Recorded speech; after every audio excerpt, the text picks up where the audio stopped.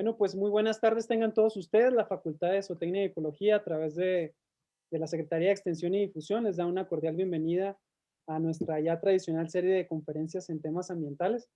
En esta ocasión estamos muy contentos porque aceptó nuestra invitación el doctor Alberto Lafont Terrazas, un ex catedrático de Estado, ¿verdad? Y para mí es uno, pues a las nuevas generaciones de estudiantes que tenemos en la facultad. El doctor Lafont duró 30 años como maestro de la facultad y pues a todos los que somos ya de la vieja guardia que lo conocimos, pues impactó nuestra educación, ¿verdad? Nuestra enseñanza, sobre todo por el gran afecto que le tiene, ¿verdad? A la conservación de la fauna silvestre. Y bueno, me permito comentarles un poco del currículum tan vasto, ¿verdad? Que tiene el doctor Lafont. El doctor Lafont es ingeniero zootecnista, egresado de nuestra facultad, ¿verdad? De la Universidad Autónoma de Chihuahua. Cuenta con una maestría en manejo de pastizales y ecología que realizó en un programa de intercambio en la Universidad de Sul Ross State University. También naturales por la Universidad Estatal de Nuevo México y comentarles que actualmente pertenece, ¿verdad? Ya desde tiempo al Consejo Directivo de Profauna y es asesor también de la consultoría ambiental ACES. Y bueno, pues sin más preámbulo, doctor, nos da mucho gusto recibirlos y pues le damos el tiempo para la conferencia. Muchas gracias. Bien, muchas gracias a ustedes. No es fácil hablar de este tema en menos de una hora, pero hay ahorita afortunadamente cursos ahí que se van a dar en mayo y está saliendo muy buena información de sustentabilidad. Yo trataré más de irme por el lado de los recursos naturales que por la misma producción ganadera, con la cual en mi tiempo tuve chance de meterme, pero ahorita estoy poco más para el lado de recursos naturales. Y para ello vamos a iniciar con la primera diapositiva y es hablar de sustentabilidad o sostenibilidad. Dos cosas que alguna gente discute qué es una y qué es la otra, alguna gente dice que es lo mismo, en fin, pero bueno, ahorita las definimos. También decirles que es un punto de vista personal en el cual hay mucha gente ahorita con opiniones diversas, lo cual es lo que da validez a que podamos tener mejores criterios. Favorecer el análisis de este tema es el objetivo de la plática y plasmar, ¿verdad?, la difícil tarea que actualmente tienen los productores en términos de su papel como tales y de los retos que enfrentan para poder llevar a cabo sus labores. Y en este sentido, a nivel de antecedentes, alguna gente piensa que ya las vacas eran de aquí de América incluso, ¿verdad?, cuando en realidad es una especie introducida, es un exótico y también un sistema introducido. Aquellos que han leído el libro del origen de la ganadería en México verán, ¿verdad?, que dicen que la caza y la pesca eran de la barbarie, eran cosas salvajes y que la ganadería y la agricultura vinieron a civilizar a la gente. Entonces, pues son formas de pensar, obviamente, y el platicar de ello, pues es muy emocionante, pero pues es tiempo de vuelta, como les dije, reducido. Vamos a poner algunas cosas que están pasando. Y una de ellas es algo que nos habla ahorita mucho, está en lo de la producción de metano, esos rollos. Realmente es poco importante la diferencia del metano en términos de ungulados silvestres antes y ahora, pero lo que sí es curioso es que para 1700 aproximadamente había 45 millones de bisontes en Norteamérica, Canadá, Estados Unidos y México, con una población humana de menos de 4 millones. Esto nos daría a 11 bisontes por habitante. Mientras que actualmente entre los tres países se producen alrededor de 125 millones de bovinos, pero tenés una población humana de 500 millones de personas en Norteamérica. Esto nos da a un cuarto de vaca por habitante, ¿verdad? Entonces, esto es nada más qué es lo que está pasando, ¿no? Y ahorita vamos a ver más adelante cómo lo vamos analizando en términos reales, qué es lo que está pasando con esta cantidad de carne. Pero hay diferencias histórico-culturales en el uso de los recursos naturales. Y pónganse a pensar que pues, lo que tenemos ahora, sin tener que pedirle nada de nada a la gente que lo trajo, pero se trajeron animales domésticos que tenían 10,000 años de domesticación. ¿Sí? Entonces, cuando antes había consumo de ungulados nativos, ahora se trata de ungulados o bien que en este caso de bovinos, ¿sí? Que son diferentes las formas, simple y sencillamente. La aplicación de técnicas y manejo para la producción, que incluye infraestructura, es muy diferente a lo que era la aplicación de caza, de técnicas de caza en ambientes naturales. El uso de las áreas actualmente es de acuerdo al manejador, al propietario, cuando antes era de acuerdo a cómo se movían las especies. No había un manejo de tal. La protección del ganado actualmente nos lleva a hacer de todo, darles de comer, cuidarlos, eliminar depredadores, darles agua, ponerles corrales, vacunarlos, etcétera. Y antes lo que había era un balance natural y simple y sencillamente se cosechaba. El uso de los recursos anteriormente era poco el deterioro. Sin embargo, los sistemas actuales pues han provocado deterioro en los recursos naturales. Situación innegable, ¿no? Y también hay que ponernos a pensar que esas formas de consumo, pues también eran para cuando llegaron los españoles, ya ahorita hablando de caballos, que eso ya es introducido, pues de cualquier manera las existencias eran suficientes para la población. No se tenían problemas de hambruna, era vasto, ¿sí? Eran pocos los motivos para tener hambre, pero eran muchos los ejercicios para poder lograr adquirir el recurso. De ahí viene la domesticación. La domesticación lo que permitió es ir produciendo recursos sin tener, imagínense que ahorita tratáramos de ir a conseguir chuletas para la carne asada, ¿no? Pues sería muy difícil, ¿no? Pues eso era antes, ahorita ya afortunadamente o desgraciadamente para algunos ecólogos demasiado puristas, pues es algo que nos está afectando. Y tenemos que llegar a definir, bueno, la ganadería es sustentable, es sostenible, se puede regenerar algo, puede haber un balance. Hablando de sustentable, acuérdense que es el desarrollo que satisface las necesidades del presente sin comprometer la capacidad de generación de las futuras generaciones para satisfacer sus propias necesidades. Es el término que todavía sigue aceptado. Mientras que sostenible son sistemas que se mantienen productivos a través del tiempo. No nos habla de a través de qué. Y regenerar es volver a un mejor estado. Pero también hay algo interesante en regenerar. Es abandonar hábitos y conductas que se consideren perjudiciales. Y ahorita estamos hablando mucho de regenerar. Y creo que esto es clave, ¿no? Para volver a un mejor estado de los recursos naturales, requerimos abandonar esos hábitos y conductas que le son perjudiciales a los recursos naturales. Y el balance, al final de cuentas, se refiere al equilibrio de una especie, ¿sí? Con relación a los recursos de su entorno.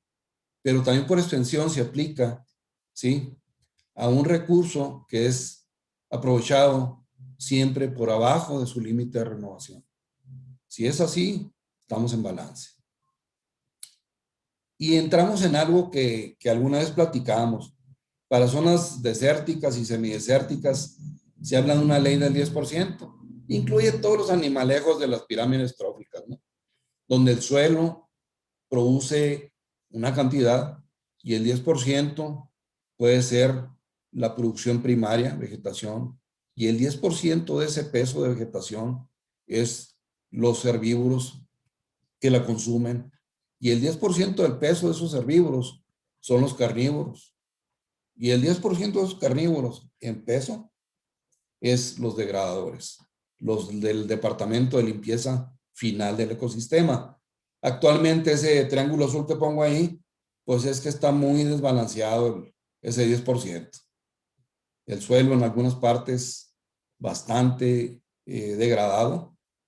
Los microorganismos, por lo tanto, también baja producción en muchas áreas, una alta cantidad de herbívoros, ante todo a través de producción pecuaria, ganadería, y una degradación también de los números de carnívoros y de supradegradadores por el uso de venenos y otras situaciones. Entonces, hay un desbalance notorio actualmente en términos de esta pirámide que se supone que debería estar en equilibrio. Y esto es provocado por nuestro ego, pero no nomás el ego, también la necesidad. Hay mucha gente que requiere producir para comer, punto. Entonces no hay que también satanizar nuestra actividad, sino ponernos en el claro punto de que necesitamos algunos cambios y que al final de cuentas somos parte de la naturaleza, no quienes la controlamos. Nos estamos dando cuenta ahorita, ¿no? Con todas estas situaciones de enfermedades y de cambio climático y demás. Y algunas situaciones causadas por la ganadería, pues obviamente ha sido la degradación de suelos. No es el caso ahorita el pelear con lo que está pasando, sino con lo que ya pasó. Quizá culpa de nuestros abuelos, bisabuelos y demás. Y actualmente nos toca un trabajo todavía más ingrato en ese sentido, un compromiso muy fuerte. Hay deforestación y cambio de uso de suelo, incluyendo la agricultura para producir forraje, granos para la ganadería, porque ya se nos olvidó andar cazando, que afortunadamente, como dijimos, pues son más fáciles la carne asada de esta manera, ¿no?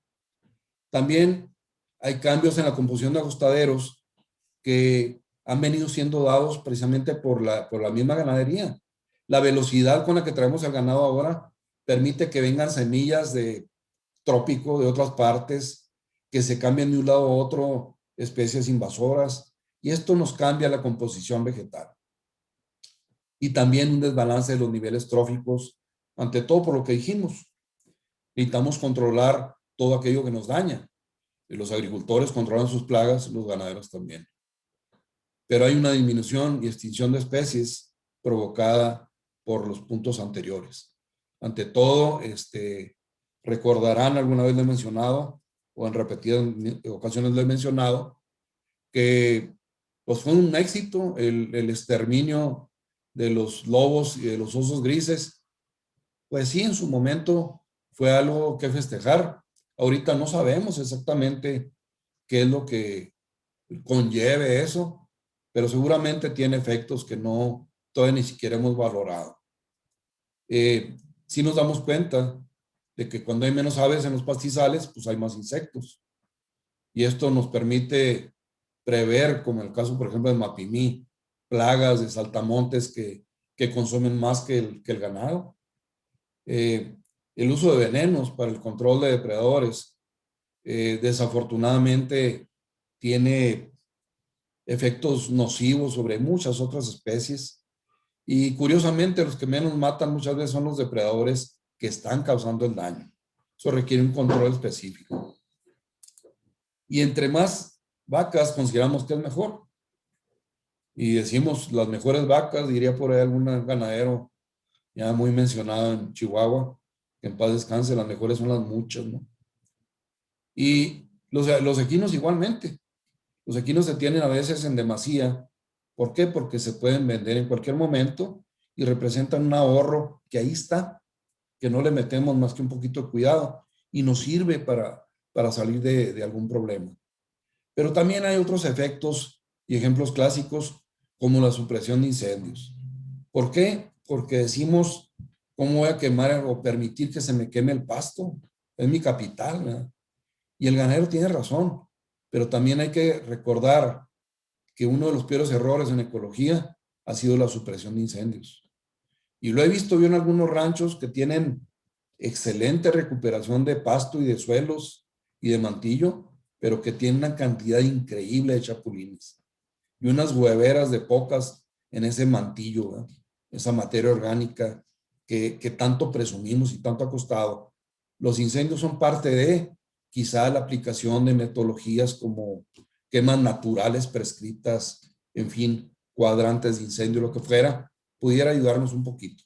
Pero bueno, son cosas pendientes.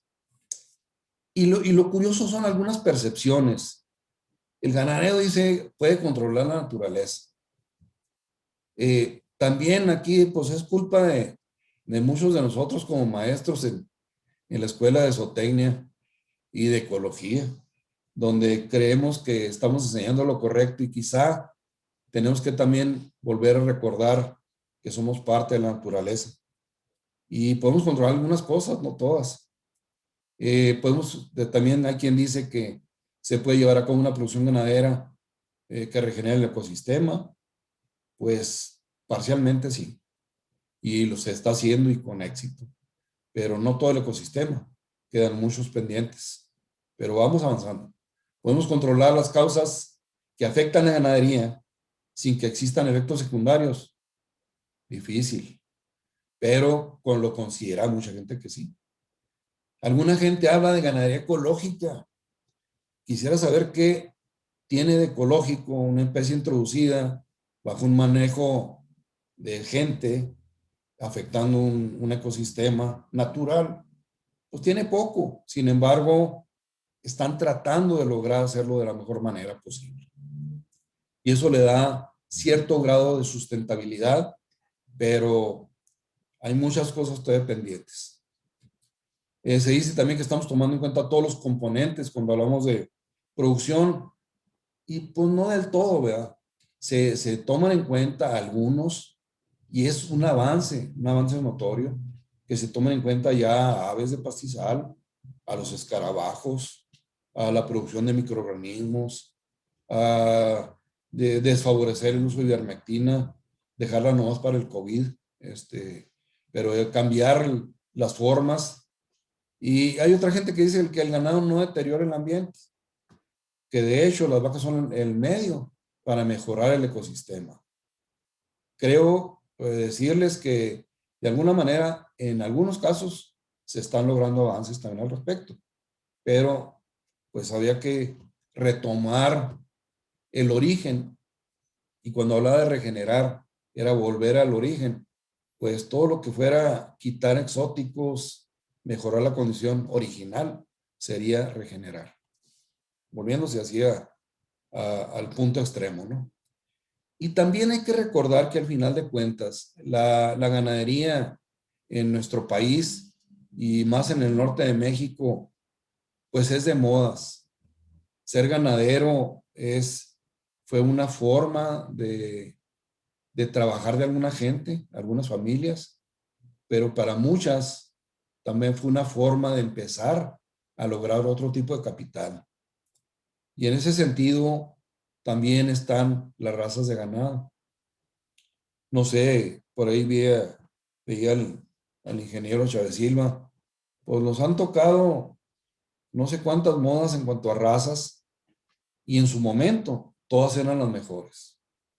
Todos los índices de producción, todo el aspecto genético, la conversión, la alzada, etcétera, etcétera, eran las mejores razas, adaptación, resistencia, rusticidad.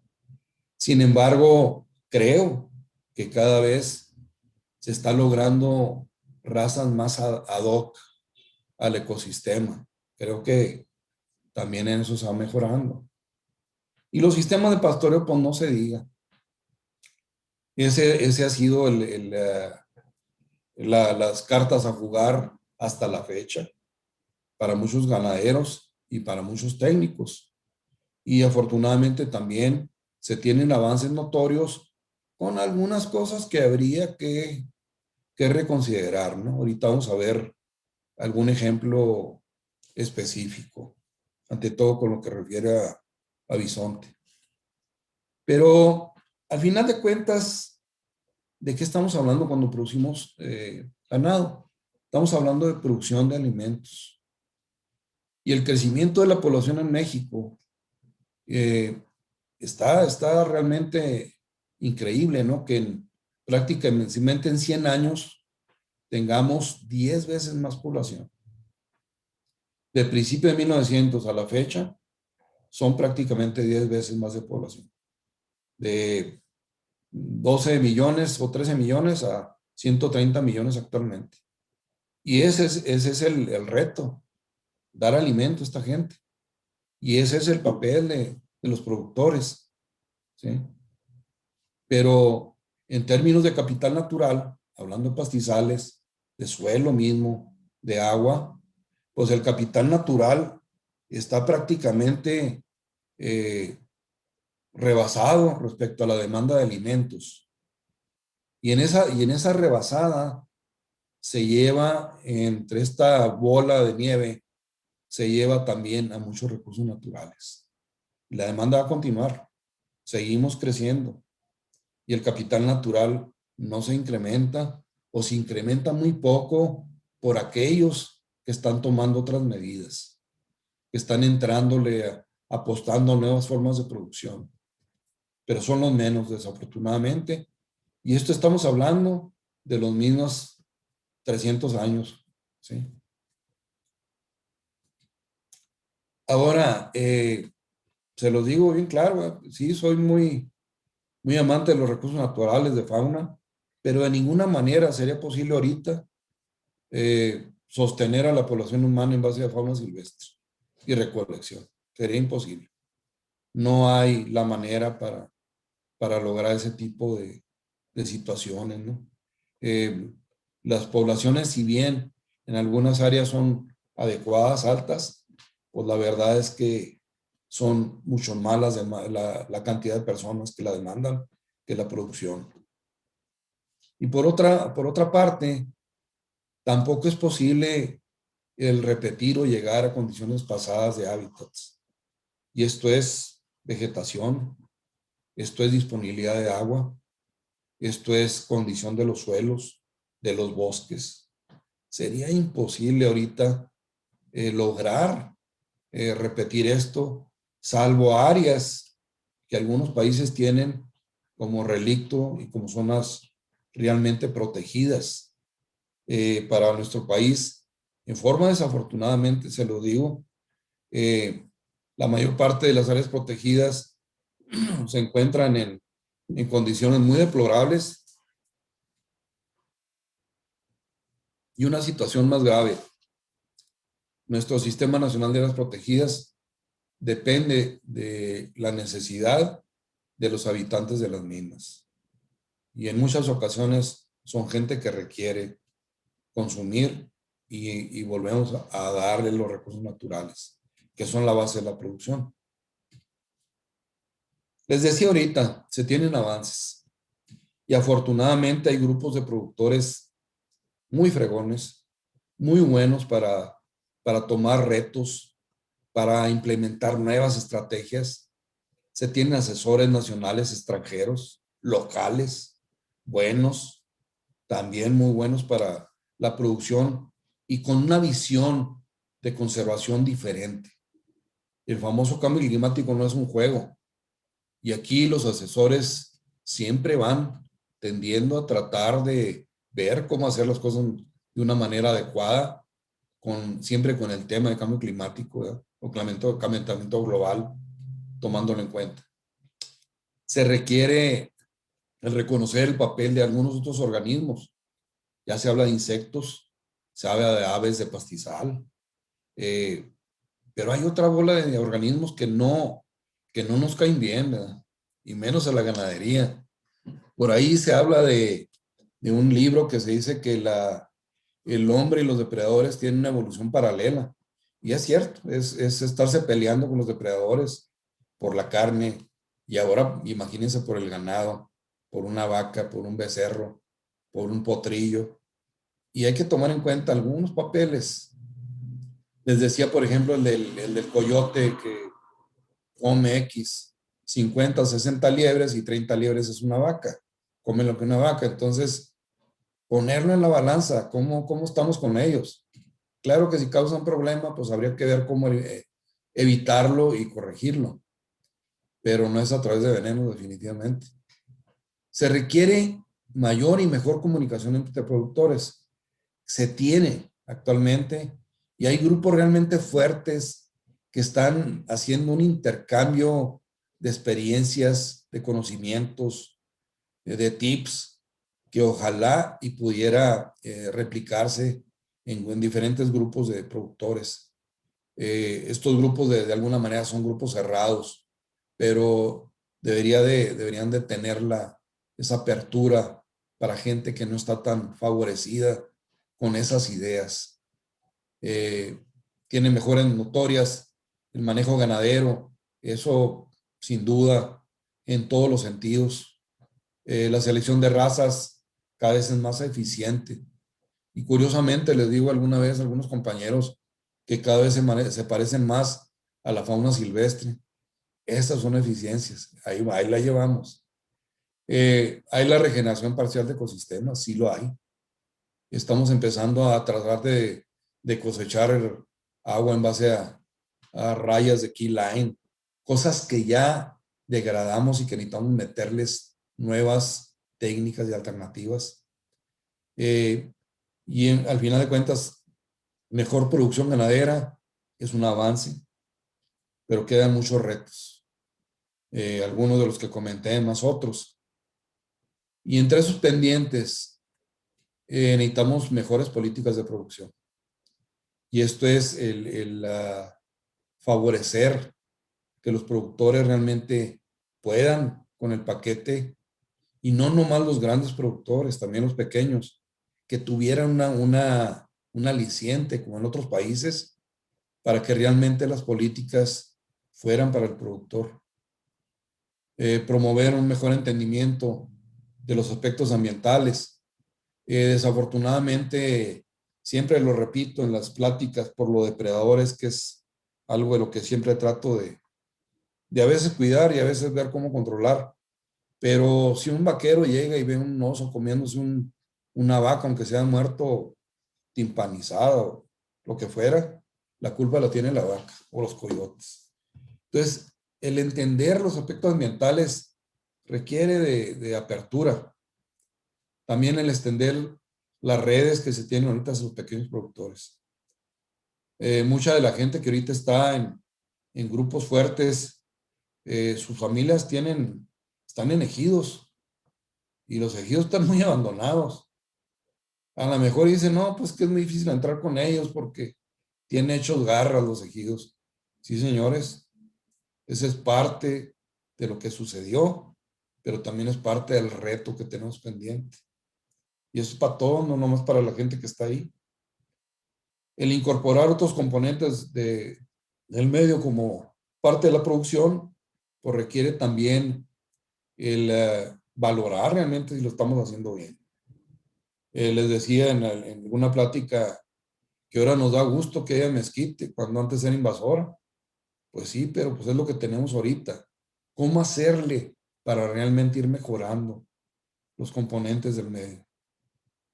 Y entender que es una sola casa para todos. Y ya estamos hablando a nivel global. Ahorita es increíble. Tenemos apoyo de Europa para reforestación en México. De Europa. No tenemos de México, pero de Europa sí, para aspectos específicos. Y me llamó la atención precisamente en nuestros grupos, el de manejo regenerativo, que es uno de los que lideré a esto, que hablaban de atender al 11º mandamiento. Y era realmente algo que ya se había mencionado cuando hablamos de sustentable. No es más que una buena interpretación, pero se hablaba de una agronomía bíblica con este 11º mandamiento, y era realmente heredar la tierra santa, ¿verdad? Y que al final de cuentas somos mayordomos y debemos de ser fieles para que se quede para las próximas generaciones. Y esa es la herencia que queremos de dar. Esperemos que lo entendamos. Y que las mejoras para la producción sean integrales. Los aspectos sociales y culturales, los programas y recursos, que pues eso a veces no no contamos mucho con ello. Los aspectos técnicos que quizás sea lo que más se avanza, pero también volteando a ver de dónde sale. Y el de dónde sale la ganadería es del suelo, es de los recursos naturales. Ser más eficientes en espacios más reducidos.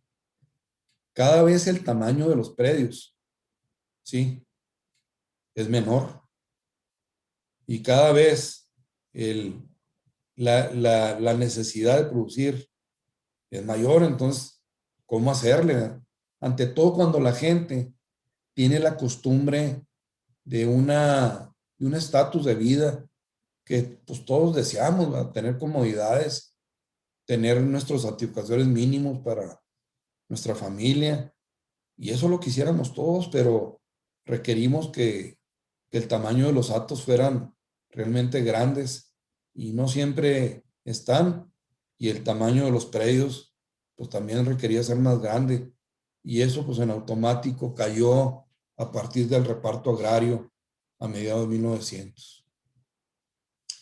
Y por el otro lado, lo que comentaba, mayores utilidades con menor número de animales. Ahorita alguna gente decía una producción de menor a 100 vacas, no bueno, no te deja una utilidad real fuerte. Después de todo un año no puedes cambiar la camioneta, no puedes hacer gran cosa si tomas ya en cuenta las utilidades netas. Y se hablaba que para que fuera decente se requieren entre 200 y 300 vacas, ¿verdad?, en producción para que sea un salario que dijera uno, tengo en buena condición a mi familia, a mis vaqueros, a mi rancho. Resultan que muchos de los ranchos, de los más bonitos de Chihuahua, pues las ganancias relativas no son tantas, pero la persona se dedica a otros negocios y el rancho lo tiene como algo por herencia o lo que fuera. Se topan con otro reto también, que es la fragmentación cada vez de los mismos predios y la necesidad de mantener a diferentes familias, no por el mismo ganadero, perdón, por diferentes partes del rancho divididas para diferentes gentes. Y existe un gran hueco ambiental que siempre he comentado. Con los depredadores seguimos en las mismas, seguimos trampeando, seguimos tratando de quitárnoslos de encima por razones lógicas, pero a veces también ilógicas. Algunas de las investigaciones que hicimos con lobos, a mayor número de lobos, menor número de coyotes. Y alguna vez nos decía un ganadero cuando agarramos un lobo allá por Buenaventura, decía, como al segundo año empezaron los coyotes a pegarle y decía, tráiganme al lobo, cabrón. Eran más los daños por coyote que por el lobo. Y el último decía, no, ni los lobos ni los coyotes, ¿no? Y esa es otra de las creencias. El mejor depredador es el depredador muerto, ¿no? Entonces, pero existe ese gran hueco de tipo ambiental para con fauna. También con algunas especies todavía existe la tendencia de que grandes herbívoros se comen toda la comida del ganado, y más en estas épocas de secas. Pues claro que sí, llegan 60 berrendos y se comen todo lo que llevaba el ganadero para el ganado, y pues no le cae en gracia. Pero ¿qué hacer? O sea, ¿cómo valorar eso, ¿verdad? Y desafortunadamente en México, nuestro plan de conservación no permite que la misma especie sea autosustentable. Es decir, el uso de una especie como berrendo pudiera dejar para que se sostenga y le deje al ganadero lo que consume. No se hable más de los bisontes. Los bisontes ahorita es un boom en Estados Unidos y es una carne muy preciada. Ahorita vamos a hablar de eso. Y también los pequeños bichos, ¿no? Todos los herbívoros. Y no nos damos cuenta, ¿verdad?, que al quitar carnívoros, pues estos van para arriba y luego andamos quejándonos. Incluso se usó, por ejemplo, el caso de perrito de las praderas, mucho veneno por mucho tiempo, cápsulas de cianuro. ¿Por qué? Porque eran animales no, curiosamente, no devastaban el pastizal, lo mantenían muy cortito. No podían comer las vacas, pero había más cubierta basal en áreas de perrito de las praderas, que en áreas donde hay mucho pastoreo. Y otras especies, de vuelta caemos en degradadores. El uso de veneno, pues ahí está un águila que ya le hemos mostrado varias veces y murió envenenada por un becerro que le metieron veneno. Se mueren los opilotes y nos llevamos otra bola de bichos entre las patas al estar usando este tipo de herramientas para control. Y les decía, creo que vamos bien. Creo que hay que voltear a ver eso que hablaba yo de retos, algunos de ellos. Ahorita estamos precisamente con el grupo de Bisonte, pero también es malentendido en el gobierno. Ahorita yo estoy apoyando producción de bisonte y créanme que ahorita es una de las mayores demandas en Estados Unidos, con muy buen precio y muy buena carne. Y curiosamente, les decía a algunos compañeros, los nuevos sistemas de pastoreo se aproximan más a lo que hacen los bisontes.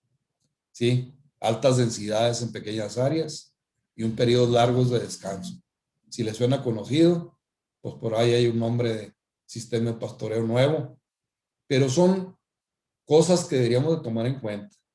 Algún libro que por ahí teníamos en la facultad y que nos permitió traducir un escritor de Estados Unidos, decía que dejáramos que los animales nos dijeran las cosas y la fauna nos dice las cosas. Se las dijo a Seiborg y se las dijo a Seyman, a todos los que están ahorita metidos, se basan en sistemas de pastoreo, de fauna, para aplicarlas al ganado. ¿Por qué? Porque decimos que tenemos la posibilidad de manejar cómo hacerle, cuándo, en dónde, poder pastorear. Y es una alternativa. Pero bueno, necesitamos buscar esas nuevas opciones. Y retos para sustentabilidad, pues el manejo integral de ecosistemas. No es nada más la vaca, es ver qué más podemos hacer con lo que hay, provocando menos daño, planear las empresas, el involucramiento, de otros grupos de gente que está fregada, que tiene pocos recursos. Los ejidos requieren empezar a cambiar sus formas o vamos a terminar en las mismas o peores. Necesitamos también negociar con la naturaleza.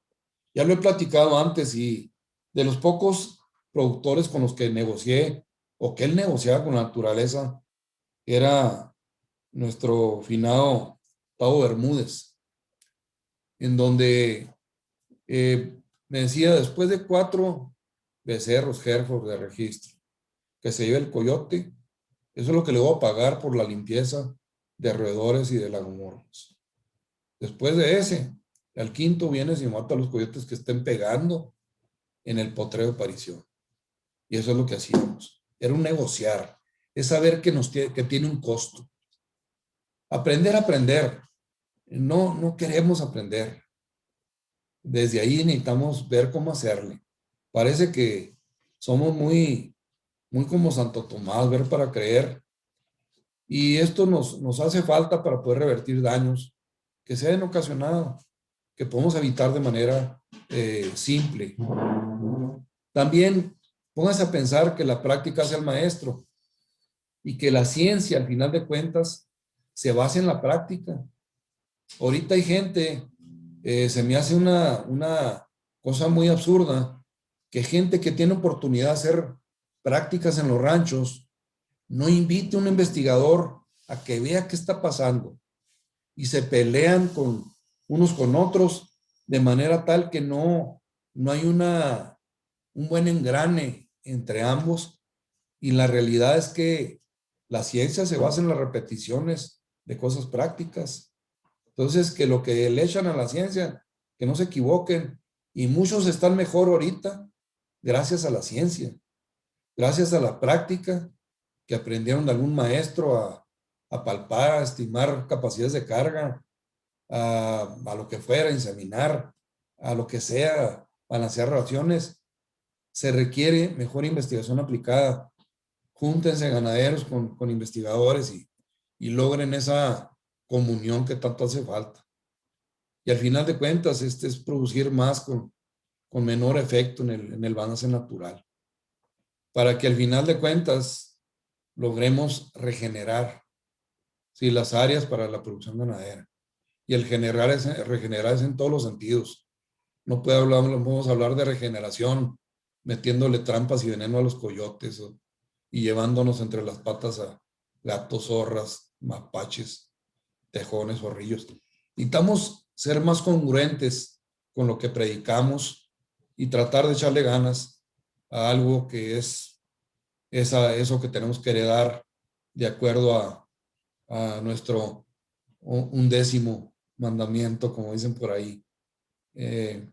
Con eso terminaría, y si hay algunos comentarios o preguntas, como ven, es más tendiente a ver el recurso y qué nos falta, no en el sentido de producción, sino cómo combinarlo con los recursos naturales, que pareciera que agarramos los que nos convienen y nos olvidamos de los demás. Gracias por la atención. Quedo a la orden por si hay preguntas y si tienen dudas para ampliárselas. Muchas gracias, doctor. Gracias por compartir su experiencia, ¿verdad?, con nosotros. Y abrimos el espacio para y respuestas. Si alguien tiene alguna pregunta, puede activar su micrófono, hacerla directamente, o la puede escribir a través del chat, ¿verdad? Y nosotros se la hacemos al doctor. También la gente que está conectada en Facebook, si tienen alguna pregunta, la pueden escribir y con mucho gusto se la hacemos llegar al doctor Lafón. Y bueno, doctor, aquí les mandan saludos. Saludos, doctor Lafón, desde la Unidad Académica de Medicina Veterinaria y Zootecnia de la Universidad Autónoma de Zacatecas. Raúl Santillán le manda saludos. Un saludo afectuoso y gratuito al doctor Lafón desde Barrancas del Cobre. Siempre un placer escucharlo y aprender de usted, del Parque de Aventura, doctor. Y aquí hay una pregunta que dice, ¿qué hace que un animal sea de uso humano y que no sea? De Ociel Morales. A ver si me la repites, por favor. ¿Qué hace que un animal sea de uso humano y que no sea? Ok, bueno, en forma general, al final de cuentas, terminan por ser todos de uso humano, si es que si así se quiere, ¿no? Pero en términos de reales respecto a ganadería, son los 10,000 años, y estamos hablando de 8,000 años en los puercos, y estamos hablando de 6,000 años en las cabras, y un poquito menos en los borregos, y un poquito menos en los guajolotes. Pero todos esos fuimos domesticándolos, porque por ahí había entre las hordas humanas gente no tan hábil para la cacería. Entonces dijeron, mejor lo engordo y aquí lo tengo amarrado y luego me lo como. Esos son algunos de los usos. Pero el uso humano, algún doctor, Ángel Salas, que en paz descanse también, decía que tenemos diferentes usos de fauna silvestre. Y está desde el científico para investigación, el alimenticio, que es un uso obviamente de todas aquellas especies que podemos de alguna manera utilizarlas para consumo, pero también hay un valor y un uso recreativo, el verlas, el escucharlas, ¿sí? Hay un uso, el tomar fotografías, ahorita está agarrando mucho vuelo la observación de aves. Hay un uso también místico y religioso, donde partes de las especies son utilizadas como tales. Acuérdense que los dioses eran la víbora, era el jaguar, era el águila. Son significados fuertes. Hay un uso laboral, que es cuando controlamos especies que son plaga. Entonces, los usos dependen ahora sí que de cómo lo veamos. Y la diferencia entre uso y no uso, pues definitivamente lo da la cercanía hacia nuestra misma convivencia con el medio ambiente. Otras especies no son utilizadas, pero permanecen ahí. Son importantes, no dejan de ser importantes, pero no las tenemos dentro de nuestro esquema o nuestros menús de diferentes usos, no nomás el de alimenticio, ¿no? En forma general. No sé si por ahí va. Gracias, doctor. Aquí hay otra pregunta de Raúl Santillán. menciona, ¿cómo es posible una alta densidad en pequeños espacios? Mira, hay una situación muy interesante al respecto. Aquí va a depender del cómo y para qué se destinen esas pequeñas densidades. Se ha probado que en forma general lo que hacían los bisontes era venir en manadas muy fuertes, muy cerradas, de alta densidad, ¿sí? Se estaba descontando la batería. Y lo que pasaba era, a ver, permíteme nomás conectarla. Permíteme tantito.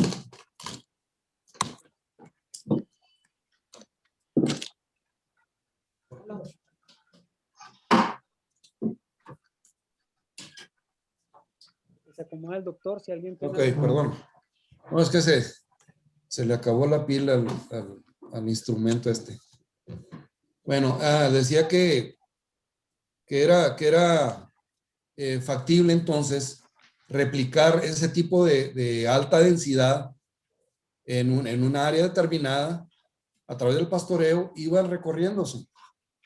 La diferencia básica entre ganado y bisontes respecto al pastoreo intensivo, si no selectivo, es que anteriormente los pastizales eran puros.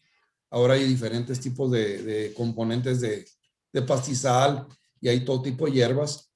Pero a mi ver, había un poquito más de respeto por nidos de aves que habitan en el suelo, en fin, que las vacas no poseen esa gracia o esa posibilidad porque se meten a que le pongan a todo a que se coman todo, pues. Sin embargo, eso provoca que hay una gran cantidad de nutrientes a través de heces y orina y que al reposar por más de un año o bien 16, 18 meses, eso permite que las especies de gramíneas se regeneren y que el suelo adquiera un poquito más de resistencia y mantillo. Entonces, está resultando adecuado ese sistema de alta densidad, ¿sí? Y baja frecuencia en un área. Entonces, sí se puede. El bolote está en qué pasa con ello. Y aquí, pues, habría que seguir estudiando los resultados y los pros, si realmente está dando resultados en todos sentidos. Lo que sí a mí me consta es que se recupera pastos y suelo.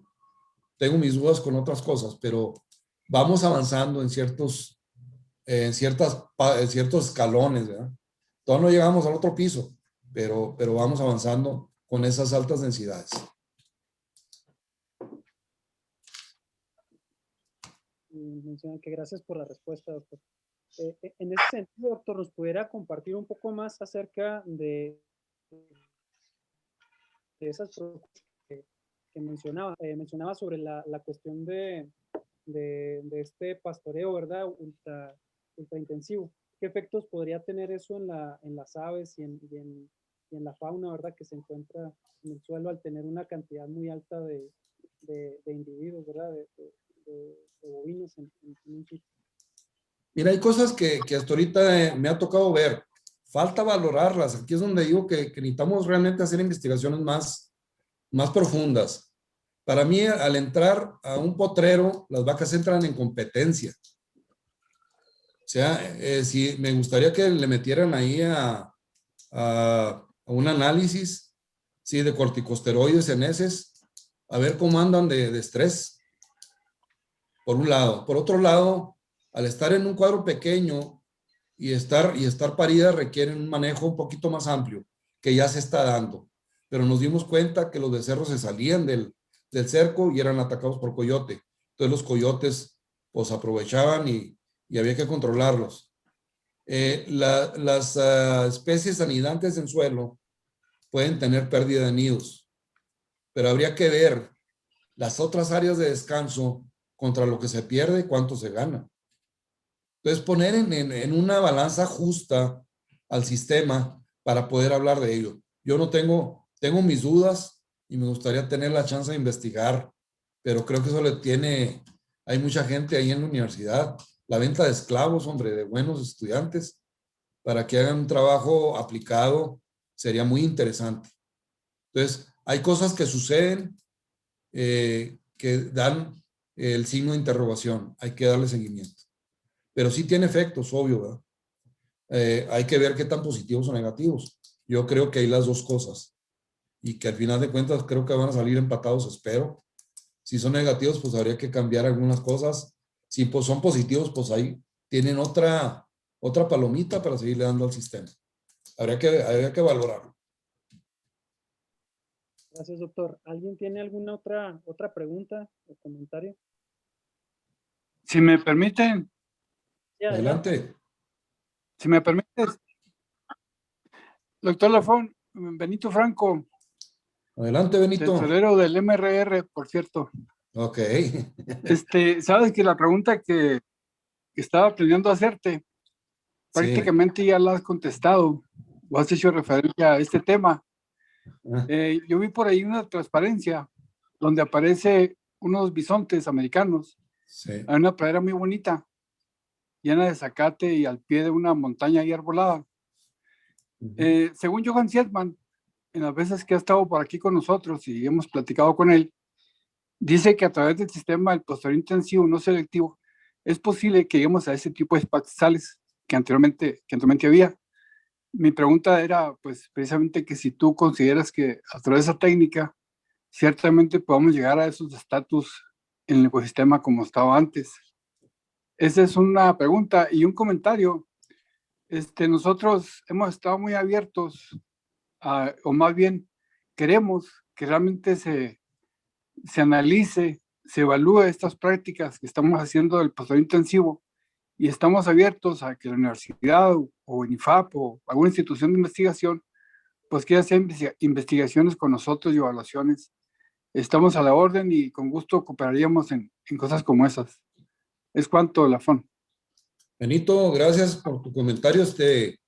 Creo muy válido porque es la manera de probar que el sistema es adecuado. Y yo creo también en el sistema en términos de lo que es recuperación. Lo he visto, lo vivo en algunos ranchos que tú sabes que afortunadamente tengo la oportunidad de ayudar en lo que puedo ahí con lo de fauna. Pero sí hay preguntas serias al respecto.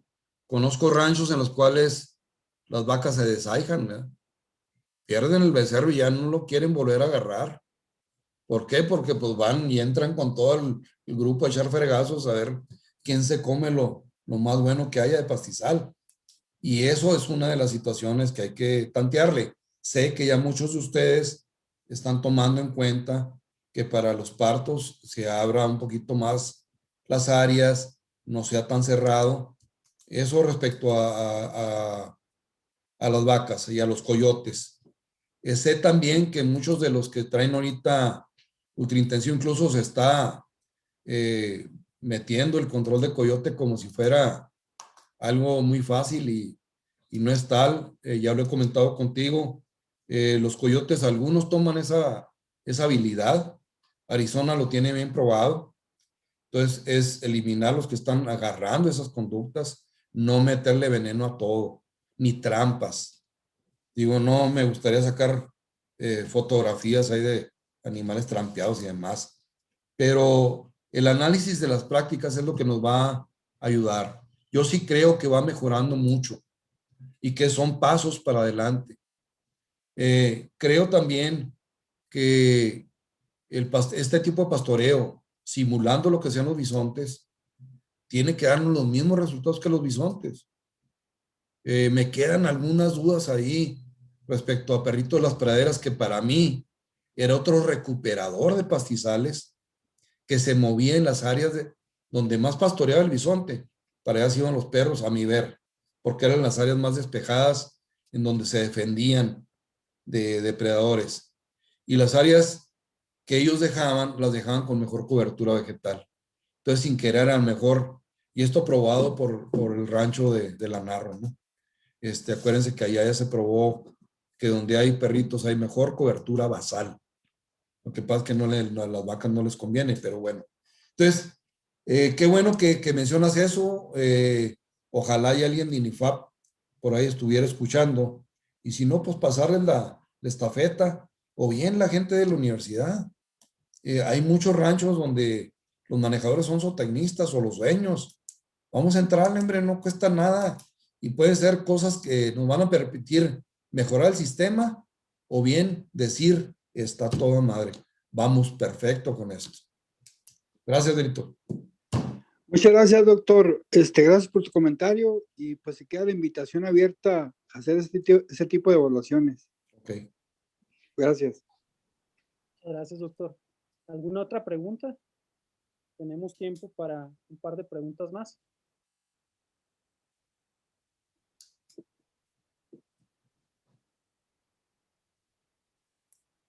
Todo muy claro, eso es bueno, siempre es la ventaja con uno, ching, que todo queda perfecto. Si no, pues ahí tienen mi correo, con todo gusto. Cualquier comentario o pregunta son bienvenidas y si puedo contestarlas, pues encantado de la vida. Muchas gracias, doctor. Nada más, finalmente, doctor, en su experiencia, ¿verdad? Mencionábamos que trabajando en la Facultad de Zootecnia, trabajando en esto de la conservación de la fauna silvestre. En todo ese caminar, ¿verdad? Esos 40 años, ¿usted qué nos podría decir? ¿Cómo vamos en cuanto a este tema de la conservación? ¿Cuáles serían los retos de las nuevas generaciones? Y si vamos por buen camino, si realmente lo que se ha venido trabajando ha tenido buenos resultados.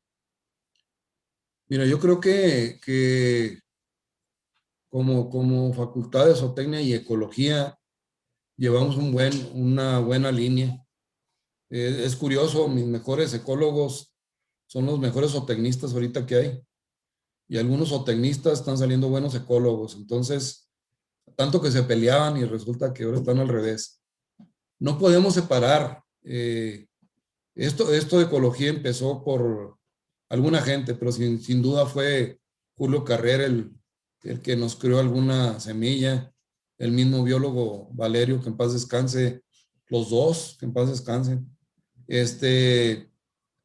Pero creo que nos queda pendiente los aspectos prácticos y esa relación producción-ecología.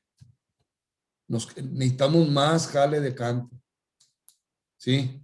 Requerimos precisamente ir con los productores, hablar con ellos. Se me hace de repente medio triste, por ahí me di cuenta que por algún tiempo, creo que ya volvieron, espero que hayan vuelto a dar extensión rural y sociología, ¿sí? O sea, porque eran básicas, son básicas, ¿sí? Ahí Santillano nos echó la mano junto con Levario y compañía de ir al uno con algunos biólogos a decirles que al final de cuentas no trabajan ni con berrendos, águilas, ni perritos, que trabajan con gente. Y se nos olvida. Y esa falta de comunicación requerimos que esté tanto en zootecnia como en ecología. Y que sepamos que cuando salimos de la facultad, salimos a aprender, tener su humildad y tener la certeza que también traemos mucho en la mochila que podemos aportar al ganadero, al productor. Pero yo creo que vamos bien. Mi forma de ver a la escuela es muy positiva, pero creo que sí nos hace falta como maestros y como escuela darles más práctica, enfrentarlos a la vida real a los chavos. Y bueno, y en lo personal, pues a mí me da no sé qué el no poder haber hasta ahorita hecho más por la fauna, porque lo que decía por ahí en las políticas públicas no son las más adecuadas para el manejo de un recurso natural como fauna silvestre. No porque estén mal hechas, sino por la interpretación y las formas. Creo que se puede mejorar. Bueno, pues muchas gracias, doctor. A nombre del doctor Carlos Ortega Ochoa director de la Facultad de Zootecnia y Ecología, pues le damos las gracias. En nombre también del maestro Antonio Humberto Chávez Silva, secretario de Extensión y Difusión, también le damos las gracias, doctor. Y bueno, pues ya sabe que esta es su casa y siempre que usted comparte, pues nos es muy gratificante, ¿verdad? Todo lo que lo conocemos y ahora las nuevas generaciones, y gracias por siempre tener la apertura, doctor, para compartir su conocimiento. Gracias a todos ustedes por su invitación y gracias a los que estuvieron pendientes. Quedo a la orden. Vale, bueno, pues nos vemos el próximo jueves en la siguiente conferencia y el martes con las conferencias en temas ambientales. Muchas gracias, doctor. Hasta luego.